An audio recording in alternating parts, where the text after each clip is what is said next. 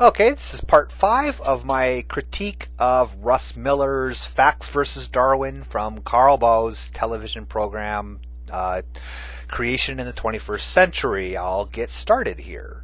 And in case the audience thinks it's just me and you claiming they have no evidence, back in the 1930s, Richard Goldschmidt came up with the hopeful monster theory to explain why they have no evidence. And he said, well, maybe a reptile laid eggs and birds popped out, leaving no evidence behind. Okay, so here's just a big question. What's the purpose of bringing Goldschmidt into this discussion? First of all, he's outright wrong. Goldschmidt's theory, the hopeful monster theory, had nothing to do with the lack of evidence. Goldschmidt's theory was based on his study of the developmental biology of several species, but in particular gypsy moths. That's where his idea came from. It wasn't that is quite a straw man of his theory in the first place. But the point is, practically nobody accepted Goldschmidt's theories in his day. With one exception that I know of, nobody accepts his theories today at all, in any form, repackaged or otherwise. Okay, he believed that gradualistic Darwinian evolution could not explain speciation events, that speciation events had to do with what they call epigenetic, with significant changes in embryonic development that would lead to these gross morphological changes. He could find no real examples of it. Within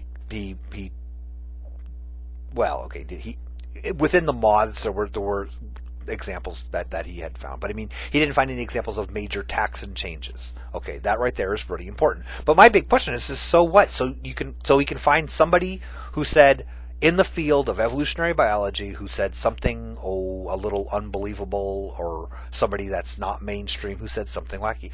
I would say, okay, I don't remember the guy's name. I read a little booklet by him that was stating in the 60s or early 70s that said that the Gospels about Jesus Christ were because Jesus Christ was a descendant of some aliens that had visited Earth in ancient Babylon, and that those aliens had magic powers or technological whatever it is, and that Jesus inherited those because he was this pure bloodline, so therefore the miracles and the healing the sick and everything were actually his alien magic, as opposed to, a real deity. So I can say then, because that guy said that, right? Because that was said once by somebody, therefore that's what all Christians, look at Christianity. You know what Christians believe? They believe Jesus was an alien that had magic powers, right?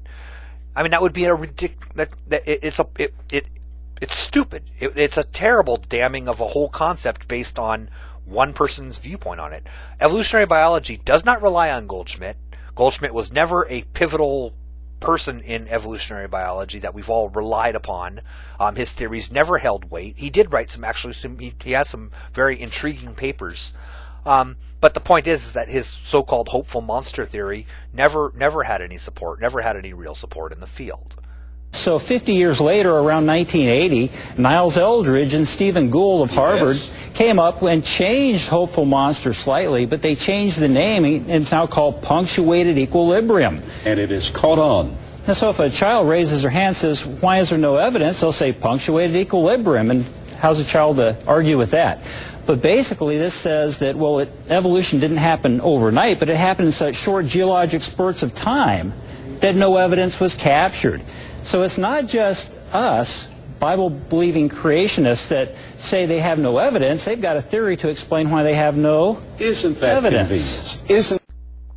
Okay, so you say that Stephen Jay Gould and Niles Eldredge punctuated equilibrium is really just hopeful monster repackaged. Now I understand why the hopeful monster story was told, because it's a ridiculous sounding concept that people can laugh at, right? It sounds ridiculous. A bird hatched out of a reptile egg.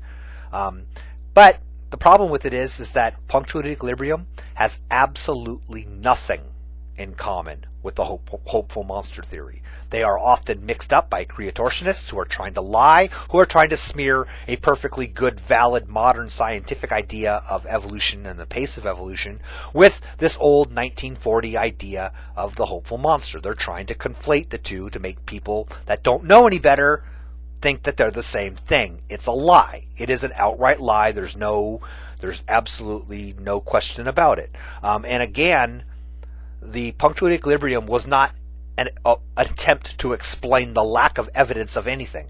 Okay, it was an attempt to explain positive evidence. Positive evidence looking at where we have finely graduated strata, like when there's a genus of snails that Gould studied, or a genus of trilobites that Eldridge was studying.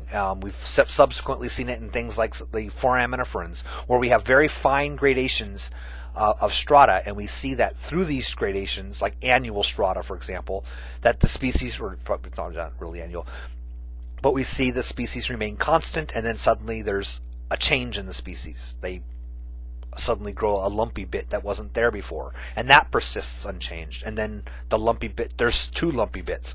That's kind of a thing happens. That's what punctuated equilibrium was designed to do. It was positive evidence. It wasn't like, scratching our head. We have no way. We don't understand how a reptile turned into a bird. Well, let's repackage hopeful monster theory. That's not what they said at all. And it had Mr. Miller read any of the papers. There's two major landmark papers on punctuated equilibrium by Eldridge and Gould and Eldridge. He would know that that's simply they explain it in minute, in actually tedious detail where the theory comes from. Darwinian myth will be ranked the greatest deceit in the history of science. And that's a famed evolutionist making that statement. Yes, sir. Self-critique. All right, now this here made me laugh. And the only reason I included this in there is that it's fun to quote somebody, who says that, Darwinian evolution is like the greatest, whatever it is he says, I forget now, sorry, myth of whatever it is, or deception, or somehow. Anyway, but the funny thing is that the guy that he quotes there, after all that effort to smear Gould and Eldridge because of Goldschmidt, that guy is the only person I have ever heard of in modern evolutionary biology who still believes in the hopeful monster hypothesis. He still supports it. Nobody else does. He believes that gross morphological changes happen in these like weird macro mutations. He has no support for that whatsoever in the scientific community. Nobody backs him up. Not saying he's not a good scientist in other areas, but in that particular thing, he's I don't know. Nobody buys it. So it's very funny, again, to use as support for Miller's trying to support his idea that Darwinism is this bankrupt concept, by bringing up somebody who supports one of the ideas that he uses as evidence that Darwinism is a bankrupt concept. It's kind of, if that makes sense, hopefully that there's some tangle in there somewhere. I hope you guys understand what I'm saying. He uses Goldschmidt because Goldschmidt said something ridiculous, or can be twisted to say something more ridiculous than even he sounded. So anything tied to that guy is obviously a joke. He then ties evolutionary biology, modern evolutionary biology, to the joke, but then he uses as evidence another bit of evidence against evolutionary biology, somebody who supports the twisted concept. And anyway, I'm sorry, I'll go on to the next section because this is where it's going to get really, really fun. First of all, Piltdown Man was one of the great missing links. It was the messiah for evolution from around 1910 through about 1955. Then they came along and dug it up and became world-renowned evolutionists. And the sad thing is that this fraud misled not millions, but billions of people into rejecting Jesus Christ as their Lord and Savior. Oh, yes, Piltdown Man. That's a good one to bring up, right? Because, well, frankly, textbooks today are still dependent on Piltdown Man being a legitimate fossil find. Without it, the entire theory of evolution crumbles to bits because, I mean, it's really all we have, right? A couple of scraps of bone here and there, and then, of course, we have Piltdown. That all we know about human evolution hinges on this fossil. The reality is that Piltdown Man, when it was found, about a decade, 10 years after its discovery, other finds around. First of all, it was incompatible or inconsistent with the first Javaman find, which was like 1897 or something like that, if I recall correctly. 10 years later, the Australopithecines started coming out of South Africa. The very first Australopithecines were being found. The the Dryopithecines were being found in Asia. The Dryopithecines, Civilipithecines were being found in Asia. We're finding earlier type things. But the point is that this idea that when it was first discovered, it was this the Piltdown was an amazing find, because here it was, a giant human brain on this ape-like creature. But immediately afterwards, and consistent with other contemporary finds, we were finding, well, these human-like things had tiny ape brains and more human-like features. And then, of course, the Sinanthropus, what became Homo erectus out of China. These fossils started coming out that completely told the opposite story that Eoanthropus, or the so-called Piltdown man, was telling. So within 10 years, the majority of anthropologists in the world were already saying, well, they didn't think it was a fraud because, well, I guess you have faith in your fellow scientists, although it wasn't scientists that did the fraud. That's the other side of it that he's missing here. It wasn't like some scientist was trying to... I mean, Dawson never became a famous evolutionary biologist from that find. He remained what he always had been. Whether or not he's responsible for I don't know if he's responsible for the actual hoax or not. I don't recall. There is a current consensus on it, but I haven't been up on it to see what that is, as to who was responsible for it. But it wasn't an attempt by scientists to create evidence to prove their point. It was a trick done on scientists, and it was scientists that figured it out.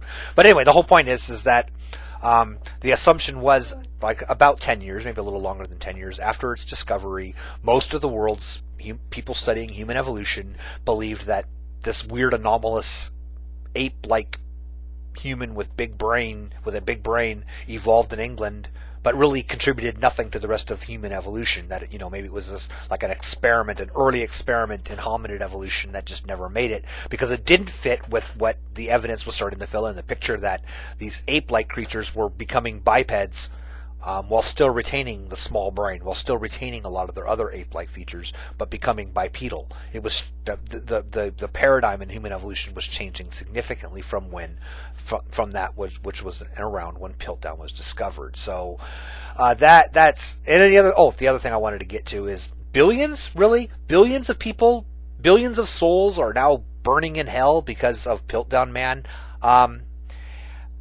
If a person's faith in their deity of choice is shaken by a couple of scraps of bone found in a gravel pit in England, I don't have a lot of faith in their faith in the first place. But it was not that important. It was very much of a footnote decade or two after its discovery. So this idea that it somehow was influencing millions or billions of people into believing this lie of evolution.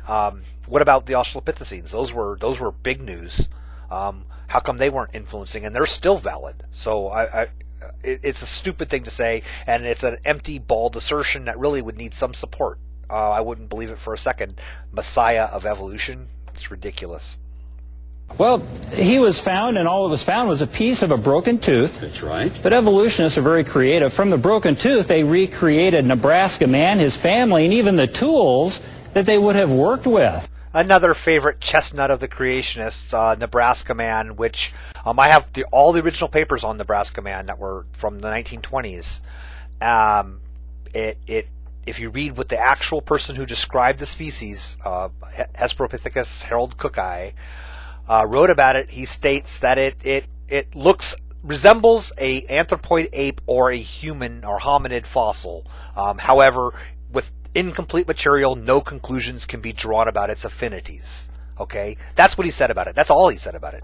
He said he announced, found a tooth, tentatively naming it this. It could be an extinct anthropoid ape or an early hominid or something completely different. We don't have enough evidence to tell either way. That's all it said. That's all that he claimed about it. Okay?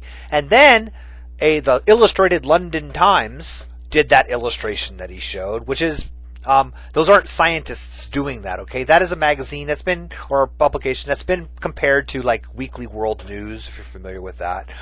It was a sensationalist magazine. It wasn't scientists that did that drawing. In fact, that's not a drawing even originally from Hesperopithecus. That was a drawing that was recycled from Pithecanthropus, what's now known as Homo erectus from Java. They just recycled an old picture that because it was shocking and sensationalized. So scientists never reconstructed that from that tooth. That's just it's a lie. And you can read the whole story on multiple places online. Go to Talk Origins. If I think about it, I'll put a link in the crotch